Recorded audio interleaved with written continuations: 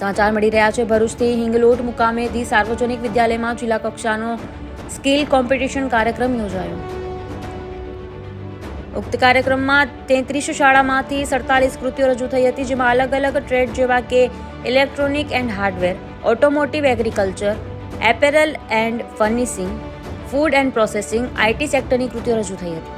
આ પ્રોગ્રામમાં ભરૂચ જિલ્લાના શિક્ષણ અધિકારી સ્વાતિબા રાઓલ, જિલ્લા પ્રાથમિક શિક્ષણ અધિકારી વિરેન્દ્રસિંહ સાહેબ, જિલ્લા કોઓર્ડિનેટર ચેતાલીબેન પટેલ, રુચિતા ચૌહાણ, નસીબ ગાવિત તેમજ તજરી તરીકે RN પંચાલ, શાંતિલાલ સર તેમજ અન્ય તજરી સફીનાબેન, ફાઈમાબેન ઉપસ્થિત રહ્યા હતા। સમગ્ર કાર્યક્રમ શાળાના આચાર્ય શ્રી સલીમ પટેલ સાહેબના માર્ગદર્શન હેઠળ સફળતાપૂર્વક પૂર્ણ થયો હતો।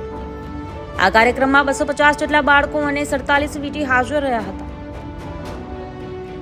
કાર્યક્રમમાં શાળાના ટ્રસ્ટી દિલાવરભાઈ, સિરાજભાઈ, ઇલિયાસ પટેલ તેમજ ગામના આગેવાન સાજિદભાઈ પણ હાજર રહ્યા હતા। કાર્યક્રમનું સંચાલન ધોરણ 12ની ટીમ તેમજ શિક્ષક શ્રી ઇમરાનભાઈ કડવા અને શબનમબહેને કર્યું હતું। આ કાર્યક્રમ દરમિયાન શાળામાં ચા નાસ્તો તેમજ જમવાની વ્યવસ્થા પણ કરવામાં આવી હતી। નમસ્કાર, હું સ્વાતિ રાઓલ, જિલ્લા શિક્ષણ અધિકારી ભરૂચ। સમગ્ર શિક્ષા અભિયાન ગુજરાત સરકાર દ્વારા શાળાઓમાં સ્કિલ ડેવલપમેન્ટ પ્રોગ્રામ ચલાવવામાં આવે છે। આ સ્કિલ ડેવલપમેન્ટ પ્રોગ્રામનો હેતુ એ છે કે બાળકો ભણવાની સાથે સાથે પોતાની અંદર જે સ્કિલ પડેલી છે, જે કૌશલ્ય એમનામાં પડેલું છે, એનો વિકાસ કરી શકે, એના માટે એમને માર્ગદર્શન આપી શકાય અને ભવિષ્યમાં એ જ સ્કિલ ડેવલપમેન્ટ દ્વારા એ પોતાની રોજગારીનું સર્જન કરી શકે એવા ઉમદા હેતુથી ગુજરાત સરકાર દ્વારા આ પ્રોજેક્ટ શરૂ કરવામાં આવ્યો છે। અને આ પ્રોજેક્ટ અંતર્ગત ભરૂચ જિલ્લાની અંદર 20 સરકારી શાળાઓ અને 15 ગ્રાન્ટીન એડ શાળાઓના બાળકો અત્યારે હાલ વોકેશનલ તાલીમ લઈ રહ્યા છે। 47 જેટલા ટ્રેડમાં વોકેશનલ તાલીમ આપવામાં આવે છે। 7 મુખ્ય સેક્ટર એના નક્કી કરવામાં આવ્યા છે, જેમાં beauty and wellness, apparel, nutrition, કૃષિ